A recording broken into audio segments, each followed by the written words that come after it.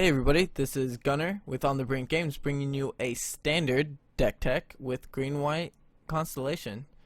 Let's go ahead and sort this by converted mana cost, and yeah, let's go over to some creatures here. I have 4 Herald of Pantheon, which is a brand new card from Origins. It's a 1 and a green creature that whenever I cast a enchantment spell, I gain 1 life, and they cost 1 colorless less, and it's a 2/2. This card is great in this green-white Constellation decks because it makes me able to power out my 5 drops over here a turn quicker, and allows for a lot of cool stuff with Frontier Siege, a kind of combo. But yeah, so that's my first creature, and then I go over to my 3 drops, and I have 4 Corsair Crew Fixes. This card is obviously fantastic. It's played in Modern. Just very good card. I don't know what to say. It's just I love it. Gives a lot of value and life gain where you kind of need it in some of that mono red matchups. I mean, mono red did just win the Pro Tour, so for a second time in a row. And then we go over to 3 Boon Satyrs. This card is also great. It's a 4/2, so it blocks pretty well against mono red and small creatures, and it's an enchantment, so the Constellation theme is there, and it can bestow and kind of finish out the game with bestowing on an unblocked creature if they're pretty low enough. So I'm running 3 of those. And then we go over to the 4 drops. I have 4 Eidolon of Blossoms. This card is the marquee of this green-white Constellation deck. It's a 2/2 for 4, which is kind of a lot of mana for just a 2/2. But whenever another enchantment enters the battlefield, or when it enters the battlefield, you draw a card. So this card combos out with the whole rest of the deck in drawing an insane amount of cards. I've actually been to a point where if I didn't win on my turn, I was going to die because I had 0 cards left in my deck. And I also couldn't cast any more spells, which I was holding like a grip of 7. So I did win on that turn, obviously, because I drew my whole deck. And if you draw your whole deck and you lose, well, that's pretty poor. That would suck. So yeah, those are the creatures, and then let's go over to the enchantments and spells, non-creature spells. So for the 2-drop area, I have 4 Silk Wrap. This card, and I think anything else would be pretty bad, but in Constellation, it is perfect. This card is insane. If I go turn 2, Herald of the Pantheon, and then on my turn 3, I just have 3 lands, I can go ahead and Silk Wrap for 1, and then also play a Corsair of Crew Fix, or I can go ahead and Silk Wrap or in Banishing Light. I mean, I can do so many things. I can Boon Satyr at instant speed and Silk Wrap. Like, this card is just so good in this deck. It's like surprised me. I was like, Silk Wrap, I mean, that can't be very good, right? I mean, it was okay in limited, but yeah, this card is nuts. I can't speak more highly than it. I love the card. Very good. 10/10 would play again. Okay, let's go over to the 3 drops. I'm going to stick to enchantments, and I'll get to the sorcery here in a second. I'm running 4 Banishing Lights. Banishing Light obviously is a great card, and it's just 3-drop, exile anything. This is very good against opposing big creatures that I can't deal with because I have 0 removal spells besides my enchantments. So creatures and planeswalkers is pretty much what I'm dealing with, and also the mirror match to take out other enchantments. Banishing Light's kind of just an O-ring. Great card. And then we have a sorcery in the deck, which you might say, why do you have sorcery? Don't you only want to play enchantments? Well, this card lets me get to all my most powerful enchantments for 3 mana. It is a sorcery, not instant. It'd be a lot better if it was instant, but draw 3 at instant speed for 3 mana is pretty nuts, so I think it's best to be a sorcery. Yeah, this card reveals top 6 cards of your library, and you put 3 enchantment cards from among them into your hand. I have not missed yet. I don't always draw 3, but I think the lowest I've drawn is 1 so far, once, but the rest have been like 3s and 2s, and pretty much exactly what I want every time. So I think I've been pretty lucky. So yeah, that's that card. And then let's go to the 4 drops enchantment, which there's only 2. It's Frontier Siege. This card has 2 different modes. Cons is at the beginning of each of your main phases, add 2 Broccoli to your mana pool. And Broccoli is used insanely in this deck, especially if I have Herald of the Pantheon or Eidolon of Blossoms. It allows me to push out a bunch of enchantments, and I just keep on drawing more. This card is great in game 1. I do side it out sometimes, but it's a great game 1 engine to kind of just play all my spells. Love it. Love it, love it. I just love this deck.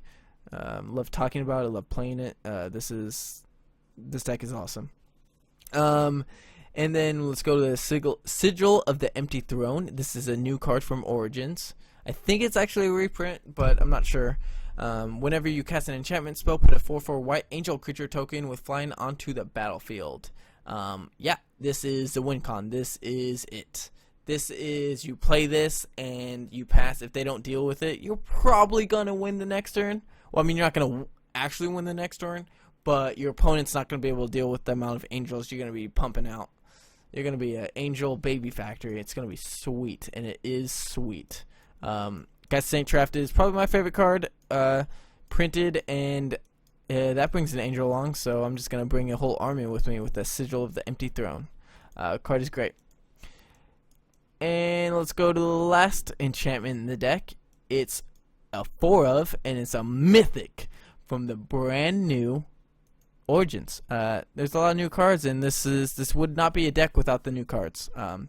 So for the people out there who don't know about this card, it's a 5 mana enchantment, and it's 4 and white. At the beginning of your upkeep, you may return target enchantment card from your graveyard to the battlefield. This card is nuts with, say, they deal with your Banishing Light. Well, next turn, getting it back, gonna take it back, or take a better spell that you just played.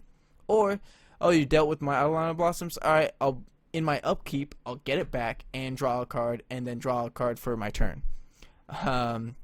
Or multiple cards if I have more Eidolon of Blossoms. So yeah, this card is nuts. And then the second part of it actually is kind of weird. I kind of almost wish it didn't have this on it. As long as you control 5 or more enchantments, each other non-Aurora enchantment you control is a creature in addition to its other types, as its base power and base toughness equal to its converted mana cost. This can be a little rough against like burn decks and stuff where they start killing your Banishing Lights, or against like control decks where you have like an Ugin under a Banishing Light and they're like, here's Downfall, and you're like, that was brutal. So yeah, that's a little rough in situations, but also can close out games. So I mean, I like it. Obviously I'm playing 4. Card is awesome, and the art on the card is amazing. I would love to get a print of that card and hang it on my wall.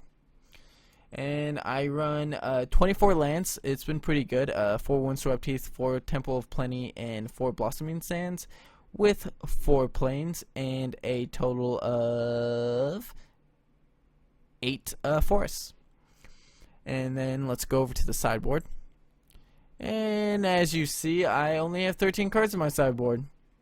I do want to say that I don't have Elspeths online, but there should be probably 2 Elspeths in here or something or the other. I'm just gonna go into this 8-man event and play with a 13 card sideboard, but I definitely could go ahead and just find something in my collection to play instead, but whatever.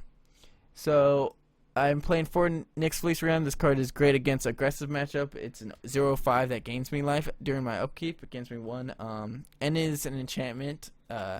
So yeah, it's an early cast spell that blocks against mono red and gains me life, so very good for aggressive matchups. Boon Satyr is a great blocker against those early matchups, keeps me close to the ground. I can side out some of my high drops, bring that in, and can actually trade profitably with a lot of things. And then we have Heliod, God of the Sun. This card, I love this card. Like pretty much he's an enchantment factory. 4 mana, make an enchantment. And you either will have a Sigil out or Eidolon out, and you'll be drawing cards or making 4/4 angels plus 2 ones. Also, all your creatures have vigilance, so that card is great. Haven't actually had it out yet, but just the raw power of Heliod seems amazing. 2-end hostilities against very aggressive matchups and matchups that want to clog the board, like Devotion, where they clog the board and then I have a Sigil of the Empty Throne out after I end hostilities, and I'll get everything back, so it's not a big deal. Dromoka's Command against Burn and Mirror Match setups. So I can make them sacrifice enchantments, and that new the other deck, which is the Insult Artifact deck, Dromoka's Command is also pretty great against. Valorous Stance against Ojutai's Devotion decks and Control decks to make my guys survive through a Wrath or something if need be. And one of Citadel Siege, I'm testing this card. I don't know about it yet, but I do like Citadel Siege. I think it's a very strong card, and it just needs a home, and this could be the perfect home for it. The Con's ability is, at the beginning of my combat, I can put 2+1/+1 counters on target creature I control, or if I pick dragons, at the beginning of combat on each of my opponent's turns, I tap a creature that player controls. So I can go ahead and do that against decks that only have one creature, like the Ensoul deck. At some points, not all the time. Sometimes they can flood the board with 1/1s, but yeah. So that's my sideboard, and that's the deck tech for green-white Constellation in Standard with Origins cards. So if you're thinking about playing a Standard deck at GP San Diego, I suggest this one. Alright, thanks for watching, guys. This is Gunnar with On the Brink Games. Stay tuned for the 8-man event.